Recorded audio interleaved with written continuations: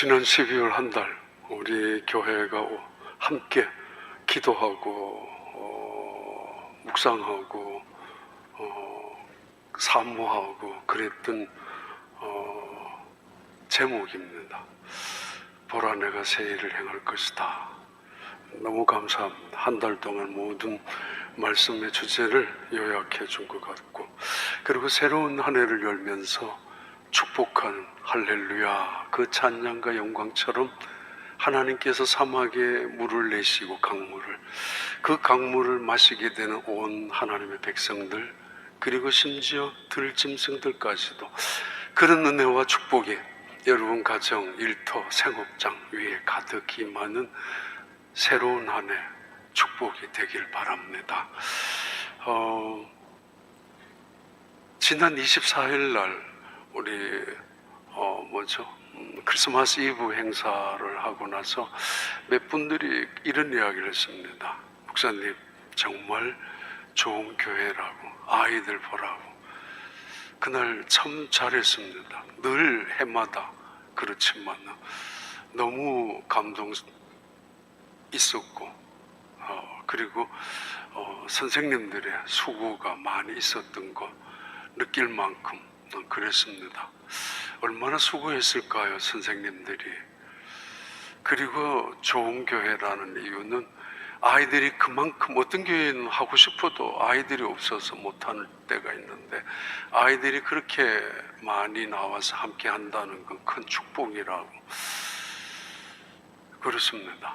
지난 한 해 동안도 우리 아이들을 위해서 수고하신 모든 선생님들에게 진심으로 감사합니다. 그리고 25일 성탄 예배를 드렸던 분들 중에서도 깜짝 놀랐다고 그랬죠. 영어권 그리고 우리 한어권 같이 연합 예배를 드리는데 조금 더 부담 없이 예배를 드릴 수 있었던 것 같다고. 그래서 정말 팬데믹 전으로 돌아가는 것만큼, 어쩌면 그것을 뛰어넘는 것만큼 그는 은혜로운 성탄 축하 예배를 드렸다고. 좋은 말만 기억하는 건 아닙니다. 그래도 31일 날 저녁에도 그분의 이야기대로 자기가 70년 동안 7살 80인인 것 같은데, 그 전에 예배는 기억이 안 나지만 거의 70년 동안 송구영신 예배를 참석할 수 있었던 건강도 있었는데 우리 교회에서 송구영신 예배 드리면서 이렇게 해도 송구영신 예배를 드리는구나. 경건함도 있지만은 기쁨도 있고, 감격도 있지만은 새로운 결심도 있고, 때로는 거룩한 엄숙한 성찬식도 있지만은 축복도 나누는 그런 시간이었음을 아마 느꼈던 것 같습니다. 그리고는 목사님, 중앙장로교회 이 예배 폼을 브랜드로 만들어서 상품을 만들어서 내놓으라고 농담 삼아 그랬습니다만, 하여튼 너무 감사한 마음이 많이 있습니다. 12월 한 달, 특별히 지난 한 주간 동안 분주하고 바빴던 많은 일들 속에서도 참여한 분들, 함께 하나님의 은혜를 나누었던 분들, 그리고 함께 하나님께 영광을 드렸던 분들, 그 시간, 그런 흔적들, 새로운 한 해, 2025년 새로운 한 해에 큰 축복이 되고 또 힘이 되고, 또 여러분에게 이 세상을 이길 수 있는 지혜나 은혜가 되기를 바랍니다. 성공하셨습니까? 여러분 인생은 실패하셨습니까? 성공했다면은 무엇에 성공했고, 실패했다면 무엇 때문입니까? 아니, 성공과 실패 그 결과, 그 영향은 어떻게 여러분 경험하고 있습니까? 또 다른 질문이죠. 의뢰 한 번쯤 하고 지나가는 두 번째 질문, 여러분 얼마나 행복하십니까? 마지막 주 송구영신 예배 때 드렸던 말씀이지만 얼마나 행복하고 살아가고 있습니까? 얼마나 만족하냐라는 의미이기도 합니다. 세 번째 질문은 얼마나 감사하며 살아갑니까? 원망이나 불평이 더 많아지고 있습니까? 점점 살아가면서. 아니면은 그냥 감사일 뿐입니까? 네 번째 질문, 사랑입니다. 얼마나 베풀며 살아왔습니까? 이기심에서, 내 밖에 모르는 욕심에서 벗어나서 베풀며 사랑하며 살아왔습니까? 아니면은 살아오면서 아직도 미워하는 사람이 있습니까? 아니, 점점점 미운 사람, 꼴보기 싫은 사람이 더 많아지고 있습니까? 아니면은 그것이 하나하나 더 사랑으로 바꾸어져 가고 있습니까? 그렇잖아요. 죽음이란 누구에게나 눈앞에 있습니다. 그러나 가장 중요한 질문입니다. 여러분의 믿음은 얼마나 진보되었습니까? 여러분의 믿음은 얼마나 성장했습니까? 그 질문이 우리에겐 가장 중요한 질문이고, 이 질문의 주제적인 핵심은 그리스도인의 성화에 관계되는 질문입니다. 예수를 믿느냐라는 문제를 떠나서 얼마나 변화, 얼마나 성장되었느냐, 그 질문에 대한 대답을 사도 바울은 오늘 본문에서 우리에게 간증처럼 증언하고 있습니다. 그게 빌립보서 3장 12절 그리고 13절 말씀입니다. 봐요. 내가 이미 얻었다 함도 아니요 온전히 이루었다 함도 아니라 오직 내가 그리스도 예수께 잡힌 바 된 그것을 잡으려고 달려가노라. 형제들아, 나는 아직 내가 잡은 줄로 여기지 아니하고 오직 한 일, 즉 뒤의 것은 잊어버리고 앞에 있는 것을 잡으려고. 사도 바울의 간증이죠. 과거와 현재 이야기가 나옵니다. 그러면서 현재 자기가 어떻게 살아갈 것인가, 또 살아가고 있는가를 간증하고 있는 그런 말씀입니다. 영어 성경에는 아주 분명하게 등장하고 있는 그런, 마치 간용구처럼 I press on to take hold of that. 나는 붙잡힌 바 된 것을 The Christ took of me, take of me. 예수님이 나를 붙잡았다고, 과거에. 그런데 그 붙잡힌 것을 나는 press on, 나는 그것을 잡으려고 쫓아간다고. 하나는 대단히 수동적인 것이죠. 붙잡혔다라는 것은. 그러나 내가 쫓아간다는 이야기는 능동적인 것을 말합니다. 내 의지와 관계없이, 내 선택과는 내 결정과 관계없이 내가 붙잡혔습니다. 이것은 때로는 비동적이지만 노예적일 수도 있고, 때로는 로봇적일 수도 있을 것입니다. 내 의지와는 전혀 상관없이 이루어진 하나의 사건이기 때문에. 그러나 그 사건, 내 의지와 상관없이 붙잡혔지만은, 그러나 그것을 향하여 달려가고 있는 이 태도, 이 삶의 자세는 대단히 적극적이죠. 그리고 소극적에서 적극적인 태도로 바꾸면서 자원적이기도 하죠. 이런 말입니다. 사도 바울의 원래 플랜은, 인생의 퍼스트 플랜은 대단한 랍비가 되어서 필로 같은 대학자나 가말리엘 같은 대스승 같은 존재가 되는 것이었습니다. 그리고 그는 하나님을 믿는, 철저히 믿는, 이왕 믿는다면은 바리새파 같은, 그 중에서도 존경받는 사람처럼 되고 싶었습니다. 그의 결심이었고, 그의 플랜이었고, 그의 인생 계획이었습니다. 그리고 그 일을 위하여 그는 의지를 다해서 열심으로 살아왔고, 열심을 다해서 예수를 믿는 사람들을 핍박하고 잡으러 다녔던 사람, 하나님을 오히려 모욕한다라는 이유 때문에 그렇게 살아왔던 것이 사도 바울이었습니다. 근데 어느 날 그가 예수님께 붙잡혔습니다. 다메섹으로 내려가는 도중에 그날 또 예수님을 믿는 성도들이 있다라는 정보를 받았던 이 사도 바울은 그들을 체포하기 위한 체포영장을 대제사장에게 받고는 그들을 잡으러 가던 중에 대낮에 예수님을 만납니다. 아니, 예수님이 그에게 찾아오십니다. 그리고 그를 붙잡습니다. 그는 사로잡힙니다. 이때 단어는 내가 붙잡혔다라는 이 말씀은 대단히 강압적인 방법으로 포로가 되었다라는 의미를 말하고 결코 어떤 수단을 통해서도 빠져나올 수 없는 강력한 힘의 상태를 표현하는 단어죠. 내가 붙잡혔다고, 옴짝달싹 못한다고. 예수님이 찾아오셔서 그를 붙잡았습니다. 이제 그는 예수님의 포로가 되었습니다. 그렇다면 남은 것은 불평해야 됩니다. 아니, 좌절해야 됩니다. 내 인생은 패배자가 아닌가. 내가 원했던 꿈은 산산조각이 나오기 시작했는데 이제 끝입니다. 그가 적어도 사흘 동안이나 앞을 보지 못하고 있는 순간에 철저하게 깨달았을 것입니다. 내 인생이 이대로 끝나는 것인가?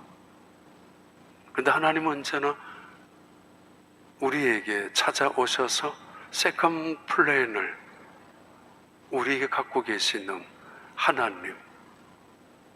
붙잡혔던 이야기는 의지와도 선택과도 상관없이 붙잡혔지만은 그러면 끝까지 어쩔 수 없이 살아가야 될 것인가?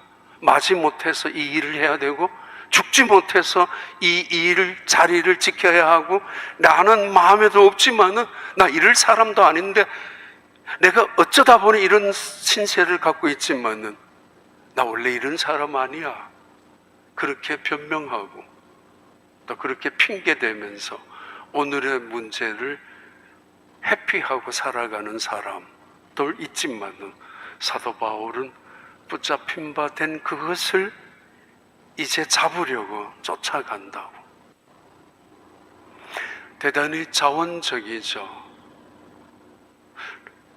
왼뺨을 치다면은 이제 오른뺨을 돌려대라고 억지로 맞은, 때로는 억울하기까지 한, 피해자기까지 한 사람입니다. 분노가 이루어지죠. 자존심 상하죠.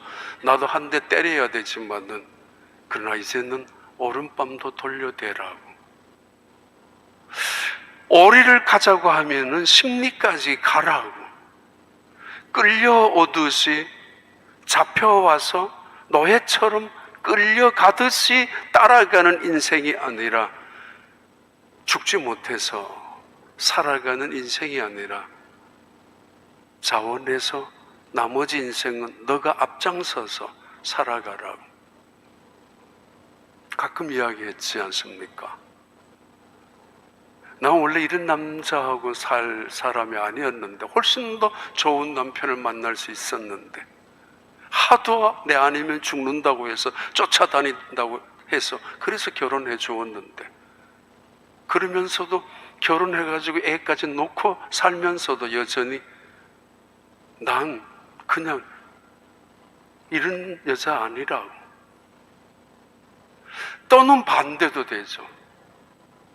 부모님이 강요에 의해서 어쩔 수 없이 옛날에 강요에 의해서, 나의 선택은 하나도 없이 강요에 의해서 결국은 결혼까지 했고, 때로는 강요에 의해서 직장까지, 또는 부모님들에 의해서 미국까지 따라왔는데 이게 뭐죠?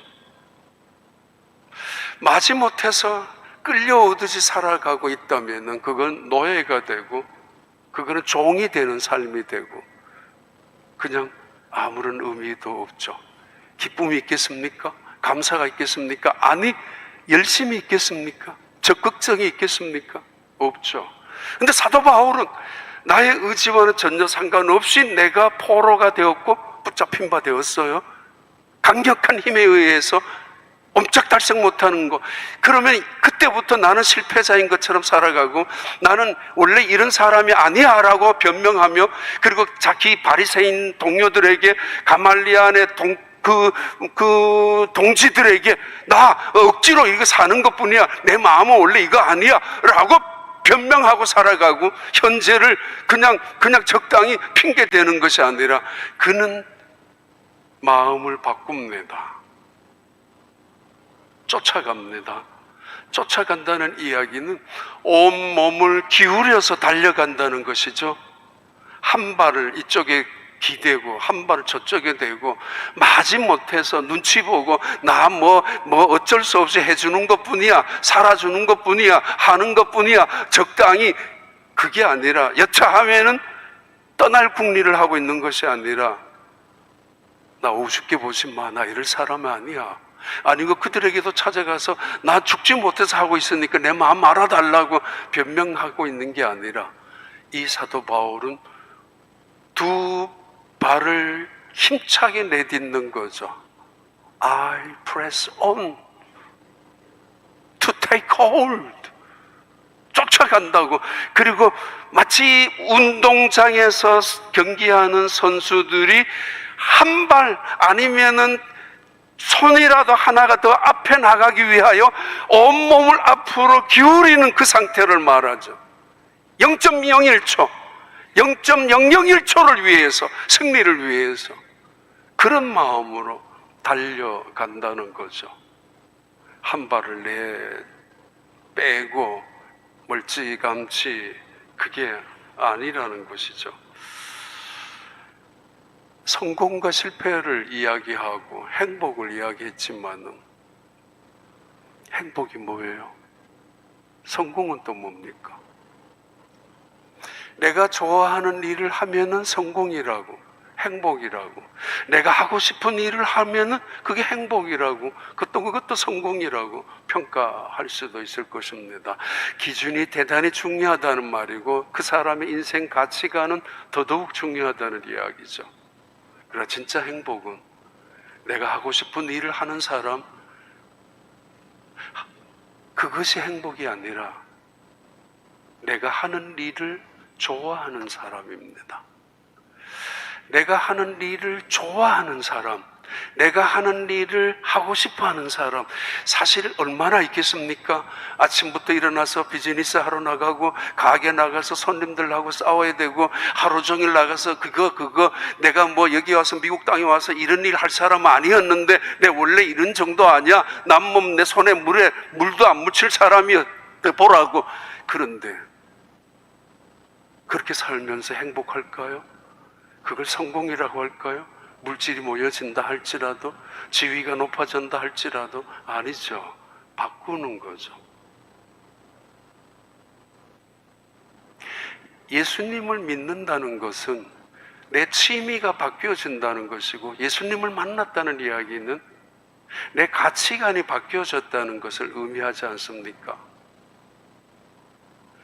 내가 하는 일을 좋아하게 되는 것, 내가 하고 있는 일, 어차피 해야 된다면, 당연히 해야 된다면 그 일이 하고 싶어지는 것, 그 속에 기쁨과 감사가 있고 그 일이 능률적이고 효과적이지 않겠습니까? 사도 바울의 고백입니다. 아브라함, 그의 의지와 상관없이 하나님이 그를 불렀습니다. 끌려다니면서 징징댄 거 아닙니다. 끌려다니면서 노예처럼 사는 것도 아닙니다. 언제나 하나님이 말씀하시는 대로 쫓아갔었고 따라갔었고, 아니 따라가는 것이 아니라 자원해서 한 발 앞서갔었고, 그때마다 그는 그 자리에서 예배를 드렸습니다. 다윗도 그랬습니다. 의지와 상관없이 하나님 종 사무엘에게 안수를 받았고 임금이 되는 자격을 얻었던 다윗이지만 20년 가까이나 그 많은 죽을 고생을 하면서도 그는 마지못해 죽지 못해 끌려다니듯이 도망다닌 사람은 아니었습니다. 오히려 하나님의 은혜를, 요셉 또한 마찬가지입니다. 언제나 그들의 인생 속에는. 요한복음 21장 볼까요? 내가 진실로 내게 이르노니 내가 젊어서는 스스로 띠띠고 원하는 곳으로 다녔거니와 늙어서는 내 팔을 벌리리니 남이 내게 띠띠우고 원하지 아니하는 곳으로 데려가리라. 이 말씀을 하심은 베드로가 어떠한 죽음으로 하나님께 영광을 돌릴 것을 가르치심이로라. 이 말씀을 하시고 베드로에게 이르시되 나를 따르라 하시니. 대충 하는 삶이 아니라는 거고, 끌려다니면서 사는 인생이 아니라는 것이고, 적당히 기다려서 사는 것이 아니라는 의미죠. 한 발 나가고 쫓아간다는 그 의미는, 예수님이 베드로에게 이렇게 말했죠. 베드로야, 너 이제 내가 너에게 띠를 띄울 텐데 너가 원하지 않는 곳으로 가게 될 거야. 그렇게 살아가야 돼. 자기가 하고 싶은 대로 했다면 그게 믿음이겠습니까? 하고 싶은 일만 했다면 그게 무슨 십자가가 되겠습니까?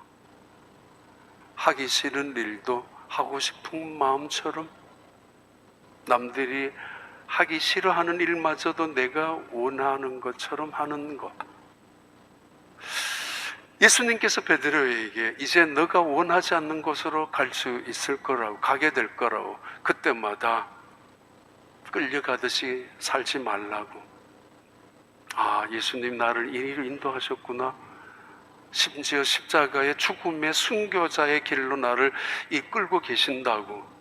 그럴 때마다 그는 아멘, 아멘 하고 나아갔던 사람입니다.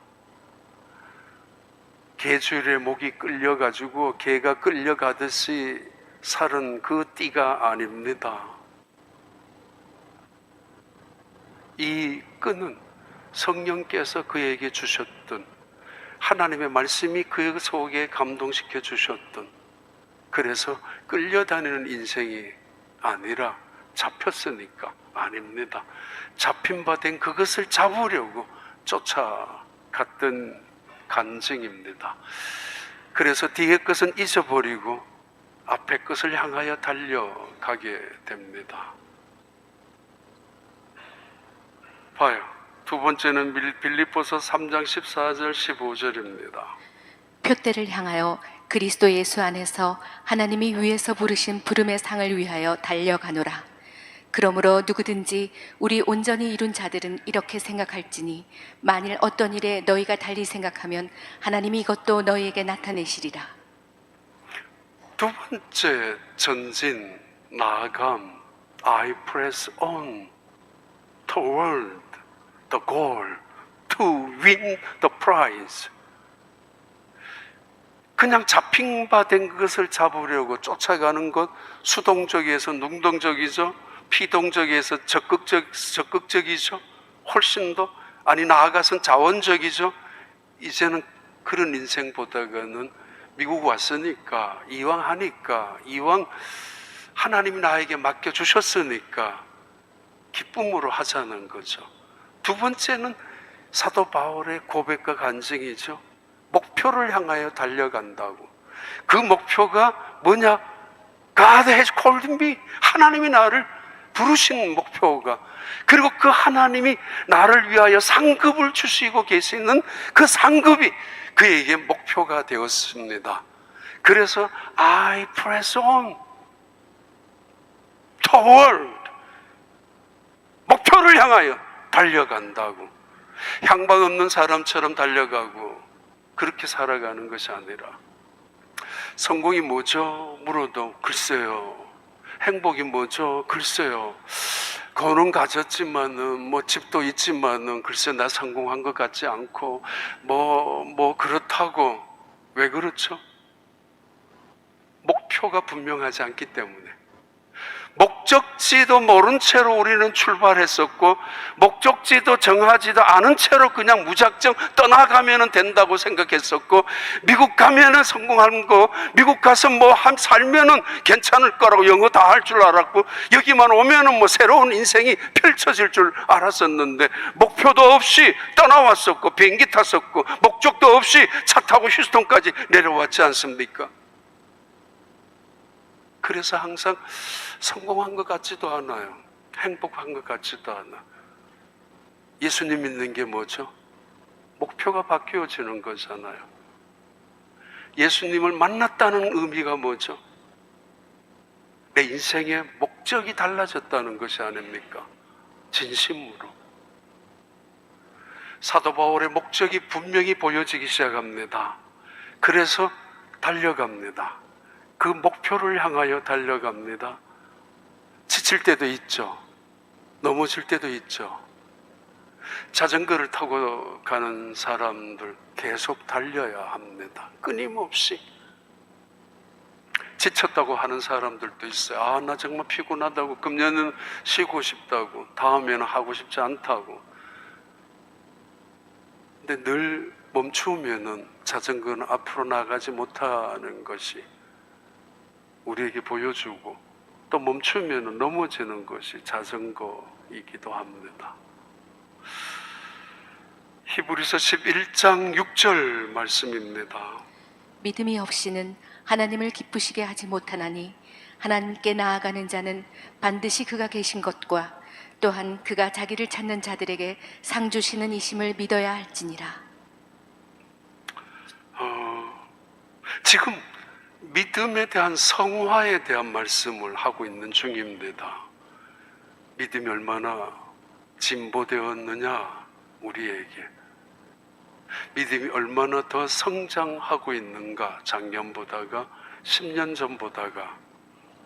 오래 믿었던 경륜을 이야기하고 오래 믿었던 관록을 자랑하는 말씀이 아니라 얼마나 변했느냐고, 어떻게 성장했느냐고 믿으면서, 그걸 지금 예수님께서 사도 바울을 통하여 우리에게 말씀합니다.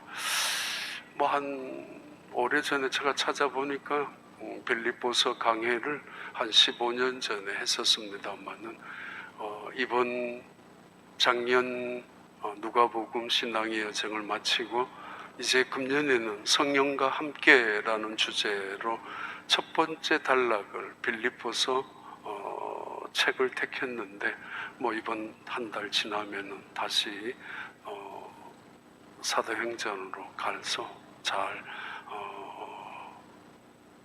여러 가지 사역을 계속 하려고 하는 마음이 있습니다. 목표를 세워두어야 합니다. 그 누구죠? 카네기, 강철왕 카네기. 대단한 사람 아닙니까? 그래, 카네기의 후계자가 찰스 슈왑이라는 사람입니다. 이 사람 20세 약간의 나이로 이 강철 회사의 말단 직원으로, 엔지니어로 취직을 했다 그러죠.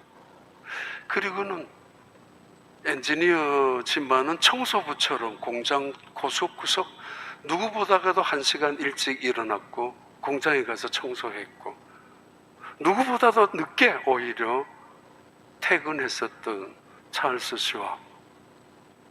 나중에 카네기의 눈에 들어가서 화장실을 가도 깨끗하죠. 공장 구석에도 깨끗하죠. 누가 했느냐고, 저 슈왑이 했다는 걸 알게 되죠. 그 사람 이제 다른 일을 맡깁니다. 과장의 일을 맡겼는데 누구처럼 부장의 일을 하고, 부장의 일을 맡겼는데 이사, 사장의 일을 하고, 사장을 맡겼는데 주인처럼 일을 하니까 회장을 맡겼다고.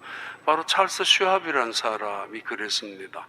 35세 때 찰스 슈왑, 다시 한번 봐봐요. 찰스 슈왑, 이분이 35세에 강철 회사의 회장, 이 카네기 후계자가 됩니다. 대단한 사람이죠. 35세에 회장이 되었습니다. 어떻게 이분을 택했느냐고 카네기에게 물었을 때 카네기가 그랬지 않습니까? 내 마음처럼 일한다고, 내 생각처럼 일한다고. 더 원하는 게 뭐냐?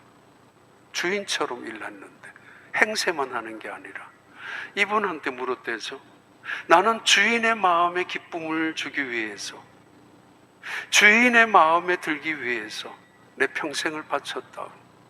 평생도 아니죠. 불과 10년 만에 사장 자리까지 20년도 안 돼가지고 회장 자리까지 올라갔던 사람. 목표가 분명하죠. 충성도 분명하죠. 세상 요란하고 혼란스럽고 너무 어려운 세상이 많습니다. 하나님이 부르신 상급을 위하여 내가 달려간다. 목표가 분명하면 쉽게 낙심하지 않습니다.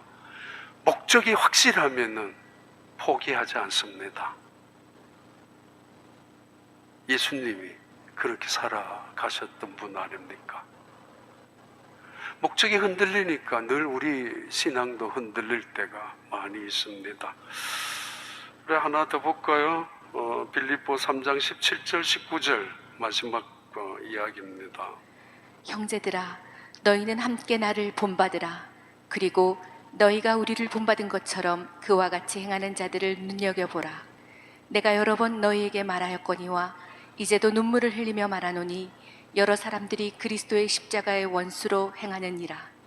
그들의 마침은 멸망이요 그들의 신은 배요 그 영광은 그들의 부끄러움에 있고 땅의 일을 생각하는 자라. 이 마지막 말씀의 주제를 만든다면 Let us press on forward, 또는 우리가 함께 움직이자. 하나님의 나라를 위하여 앞으로 나아가자고. Move on forward. 함께. 하나님이 원하시는 일이기 때문입니다. 지금 빌립보 교회 안에는 십자가의 원수가 되는 무리들이 있었던가 봅니다. 그리고 십자가를 붙잡고 십자가의 은혜를 누리는 사람들도 있었는데, 이 두 그룹들이 서로 갈등이나 아픔도 있었던 분위기를 암시하는 그런 단어이기도 하죠. 그런 문장이기도 하죠. 교회 안에서 아픔과 갈등 속에서 사도 바울은 아주 과격한 표현으로 3장 초반부에는 그들을 행악하는 자들, 개라고 표현할 만큼 그들을 아주 비하시켰던 표현을 여기 와서 다시 십자가의 원수라고까지 표현하고 있습니다. 그들의 특징은, 십자가의 원수들의 특징은 자기들의 배를 우상으로 삼는 사람들, 하나님의 영광, 하나님의 은혜에 관심 없습니다. 자기의 이름 석자 앞에서 벌벌 떨면서 그 자존심 문제 앞에서 지키려고 하는 사람들, 그들은 십자가가 어떤 의미인지조차 깨닫지 못한 채로 십자가의 원수가 된 사람들, 자기의 배를 우상으로 삼고 탐욕을 채우려고 하는 사람들, 그리고 더 나아가서 그들은 매우 이기적인 욕심을 갖고 있는 사람들, 그들이 십자가의 은혜를 흐트려 놓고 있고 하나님의 교회 복음을 흐트려 놓고 있다라고. 그들의 마침은 멸망이요 그들의 마침은 심판이요 그들의 마침은 저주라고. 그들을 본받지 말라라고. 내가 눈물로 다시 너희들에게 호소하는데 그들을 본받지 말고 나를 본받으라고. 아무리 스승이 훌륭한 스승이라 할지라도 그 말 쉽지 않습니다. 제자들에게 나 본받으라고. 그죠? 부모님이 아무리 헌신적이고 희생적이라 하더라도 자식들에게 나만 배워봐, 날 좀 본받아봐, 이거 부끄러워서도 잘 못할 텐데, 그죠? 옛날에 우리 고향 근처에 목사님 한 분, 전도관이 있었을 때, 우리 어렸을 때 전도관이 이단 박태선, 많은 사람들이 전도관 신앙촌으로 가난했던 시절에, 거기가 어디죠? 안양인가 수원인가 거기 들어가서 집 팔아가지고 헌금하고 거기서 공장에서 일하고, 그때 거기서 나오는 담요, 간장 이런 거 좋았습니다, 사실은. 근데 그 모든 돈은 그 교주가 다 가져가고 그 아들이 다 써버렸던 그 시대에 교인들이, 여기저기 교인들이 시골에는 더 많았습니다. 가난했으니까 신앙촌으로 보따리 들고 갔었을 때 사람들이 목사님한테 물었죠. 목사님, 어떻게 하면 돼요? 우리도 가고 싶은데 돈 많이 준다는데 먹고 살 것도 없는데. 목사님이 한마디 했대죠. 나만 믿고 오라고, 따라오라고. 가지 말라는 말이죠. 그래서 다른 사람들이 찾아와서 같이 신앙촌으로 들어가자고 했을 때, 난 우리 목사님 믿는다고. 그런 훌륭한 목사님이. 통합 합동이 갈라질 때 NA라고 그랬고 칼이라고 그랬는데, 그 갈라질 때도 그 교회는만은 안 갈라졌었어요. 그 교인들이 그 김 목사님이라는 분인데, 목사님한테 찾아가서 그랬대죠. 어떻게 뭐가 옳으냐고. 목사님이 그랬대요. 그냥 따라오라고. 내가 예수님만 보고 따라가니까 여러분도 나만 따라오라고. 그래서 그 지역에는 분열이 없었고 교인들의 떠나감도 없었고 그랬습니다. 훌륭한 분이죠. 아주. 요즘은 거의 찾아보기 힘들지만 우리 목사님을 믿어요. 아니, 그 목사님이 지옥에 끌고 가더라도 믿겠냐고. 다른 사람이 그랬을 때 교인들은 그랬대죠. 저 목사님이 지옥을 우리 데려간다면 나도 따라갈 거라고.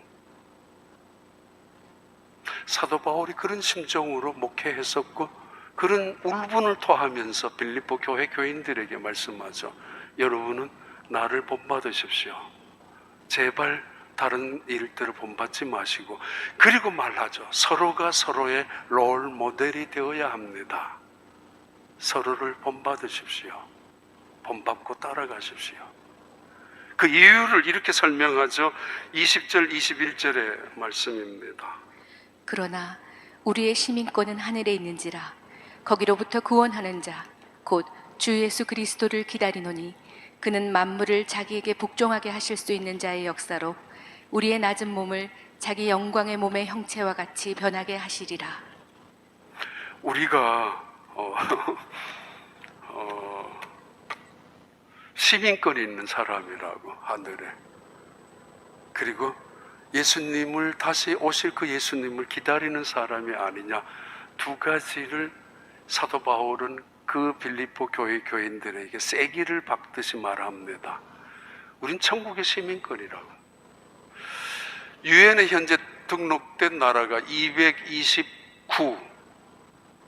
230개 나라가 아닌 229개 나라인데, 그 중에 가장 작은 나라, 저도 처음 봤습니다. 지난주에.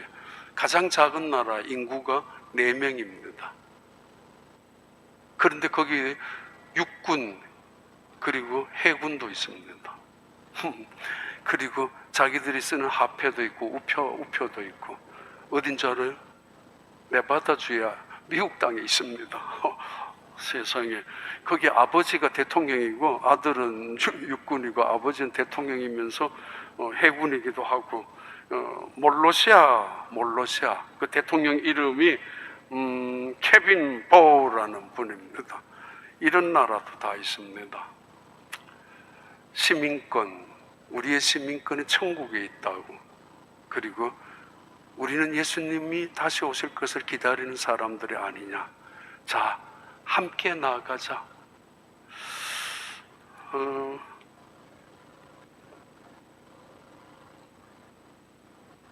1987년도에 김포공항 근처에 한 가정에 5남매가 있었는데 14살부터 2살까지 5남매가 아빠 엄마가 없는 사이에 아빠는 한 달에 20만 원 번다고 하니까 그것까지 못 먹고 살겠죠. 큰 딸이 나머지 동생들을 데리고 자살을 했던 적이 있었습니다. 막내 동생, 남자 동생 하나는 안 먹였고 4명이 같이 농약을 먹었는데 어떻게 알고 세 번째 동생은 죽었고 둘이는 살아났는데, 그 기사를 보고 났던 어떤 분, 이주호라는 분, 너무 가슴이 아파서 노래를 작사를 하고 작곡을 했던 노래. 대중가요지만 찬송가 같고 또는 찬송가 같지만은 대중가요 같은 노래, 누구나 다 아는, 그리고 왠지 들으면 마음이 먹먹해지는 노래입니다. 한번 띄워봐요.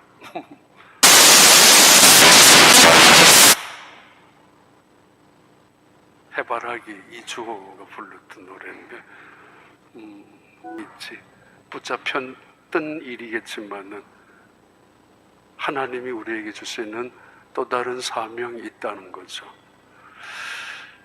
그 사명이 있는 난 바람 부는 벌판에 서 있어도 나는 외롭지 않아.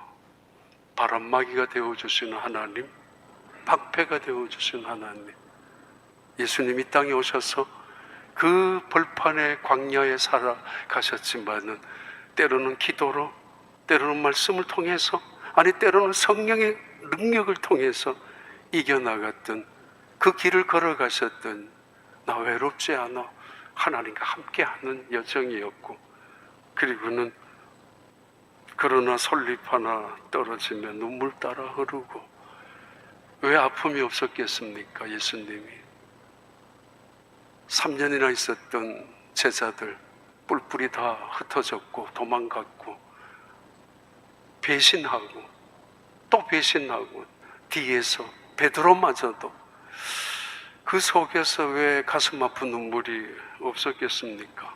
하나님인데 이 땅에 오셔서 굴욕을 당하시고 멸시를 당하시고 천대를 당하셨던 예수님, 그는 홀로 이 땅에 십자가를 지시고 가셨습니다. 그러나 그때마다 성령님이 함께 하셨죠. 그리고 놀라운 사건은 부활이었죠. 빛이죠. 이주호라는 분 나중에 노래 가사 찾아보니까 내가 어두운 곳에 손을 내밀어서 누구에게도 빛이 되면 좋겠다라고, 하나의 빛으로 살았으면 좋겠다고. 원래 제목은 사랑이지만은, 그래서 그런지 의미도 몰랐었지만은 가끔씩 들으면은 마음이 먹먹했었습니다.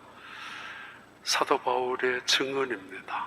우리 함께 이 땅에 빛을 나누고 빛을 비추고 살자고, 사랑으로, 그리고 헌신과 충성으로 그 나라를 향하여, 하나님이 그래서 우리를 부르신 거 아니냐, 그 나라를 위하여 달려가자고, 함께 나아가자고, 하나님의 나라를. 2025년 새로운 임직하시는 분들 많습니다.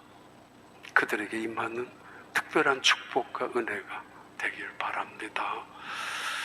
하나님 아버지 감사합니다. 새로운 한 해를 허락하여 주신 하나님, 이 한 해 다하도록 우리가 달려갈 수 있는 힘이 되어주시고, 때로는 쓰러질 때마다 일으켜주시고 바람막이가 되어주시는 그 하나님을 바라보고, 아니 그때마다 오셔서 성령으로 우리에게 놀라운 은혜를 주셔서 다시 하늘을 바라보며 달려가게 만들어주시는 힘을 주시는 여호와 하나님, 그 기쁨, 그 감격이, 승리자의 그 은혜가 우리 모두가 한 해를 살아가면서 누릴 수 있는 축복이 되게 하여 주시옵소서. 예수님 이름으로 기도하옵나이다.